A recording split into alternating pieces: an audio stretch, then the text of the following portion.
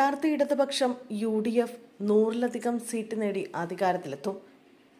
അടുത്ത നിയമസഭാ തെരഞ്ഞെടുപ്പിൽ ടീം UDF 100-ലധികം സീറ്റുകൾ നേടി അധികാരത്തിലേക്ക് തിരിച്ചുവരുമെന്ന് പ്രതിപക്ഷ നേതാവ് VD സതീശൻ.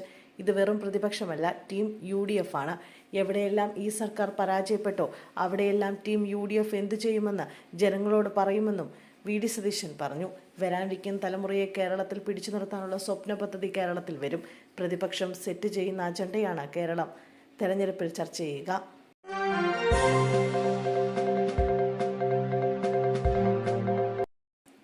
ക്യാൻറ്റീനിൽ ഉച്ചഭക്ഷണം കഴിച്ച കിൻഫ്ര പാർക്കിലെ 70ഓളം ജീവനക്കാർക്ക് ഭക്ഷ്യവിഷബാധ. കളമശ്ശേരി കിൻഫ്ര ഹൈടെക് പാർക്കിൽ പ്രവർത്തിക്കുന്ന സ്വകാര്യ കമ്പനിയിൽ ഭക്ഷ്യവിഷബാധ. ഉച്ചഭക്ഷണം കഴിച്ചതിന് ശേഷം ഭക്ഷ്യവിഷബാധയേറ്റ 70ഓളം പേർ മെഡിക്കൽ കോളേജിലും സ്വകാര്യ ആശുപത്രികളിലുമായി ചികിത്സ തേടി. 33 പേർ കളമശ്ശേരി ഗവൺമെന്റ് മെഡിക്കൽ കോളേജിലും ബാക്കിയുള്ളവർ കാക്കനാട്ടെ സ്വകാര്യ ആശുപത്രിയിലുമാണ് ചികിത്സ തേടിയത്. ആരുടെയും നില ഗുരുതരമല്ലെന്നാണ് വിവരം. പുറം കരാർ നൽകിയ കാക്കനാട്ടെ സ്വകാര്യ കാറ്ററിംഗ് സർവീസിൽ നിന്നും എത്തിക്കുന്ന ഭക്ഷണമാണ് ക്യാൻറ്റീനിൽ വിതരണം നടത്തിയെന്ന് കമ്പനി അധികൃതർ അറിയിച്ചു.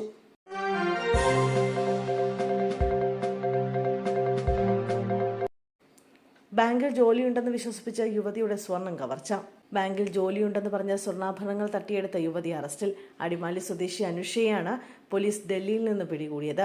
ബന്ധുക്കളിൽ നിന്നും സുഹൃത്തുക്കളിൽ നിന്നും ഇവർ ലക്ഷക്കണക്കിന് രൂപയുടെ ആഭരണങ്ങളാണ് തട്ടിയെടുത്തത്. 2019 മുതൽ കോതമംഗലത്തുള്ള ബാങ്കിലെ ജീവനക്കാരിയാണെന്ന് പറഞ്ഞാണ് പ്രതി തട്ടിപ്പ് നടത്തിയത്. ജോലിക്ക് പോകാനെന്ന വ്യാജേന ദിവസവും വീട്ടിൽ നിന്നിറങ്ങും.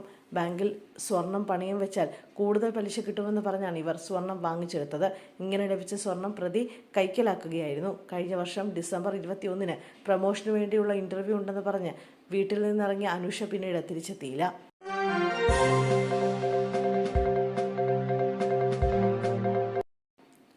അടുക്കളയിൽ പാത്രം കഴുകുന്നതിനിടെ വീട്ടമ്മയ്ക്കും 2 വയസ്സുകാരി മകൾക്കും നേരെ മുളകുപൊടി എറിഞ്ഞ മോഷണ ശ്രമം. കോഴിക്കോട് പേരാമ്പ്രയിൽ മുളകുപൊടി എറിഞ്ഞ വീട്ടമ്മയുടെ സ്വർണം കവരാൻ ശ്രമം. അടുക്കളയിലെ വാഷ് ബേസിനിൽ പാത്രങ്ങൾ കഴുകുന്നതിനിടെ ജനാലയിലെ ഗ്രില്ലിനിടയിലൂടെയായിരുന്നു ആക്രമണം. പേരാമ്പ്ര സ്വദേശി റമീസയ്ക്കും 2 വയസ്സുകാരി മകൾക്കും നേരെയാണ് മുളകുപൊടി എറിഞ്ഞത്. ഇരുവരും ബഹളമുണ്ടാക്കിയതോടെ മുളകുപൊടി എറിഞ്ഞയാൾ ഓടി രക്ഷപ്പെട്ടു. സംഭവം നടക്കുമ്പോൾ റമീസയും 2 വയസ്സുകാരി മകളും ഉമ്മയും മാത്രമാണ് വീട്ടിലുണ്ടായിരുന്നത്. റമീസയും മകളും സ്വർണ്ണാഭരണങ്ങൾ ധരിച്ചിരുന്നു. വീട്ടുകാരുടെ പരാതിയിൽ പേരാമ്പ്ര പോലീസ് സ്ഥലത്തെത്തി പരിശോധന നടത്തി അന്വേഷണം ആരംഭിച്ചു.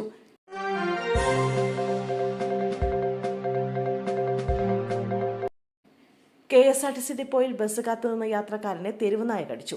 എടത്വ KSRTC ഡിപ്പോയിൽ ബസ് കാത്തുനിന്ന യാത്രക്കാരനെ തെരുവുനായ കടിച്ചു.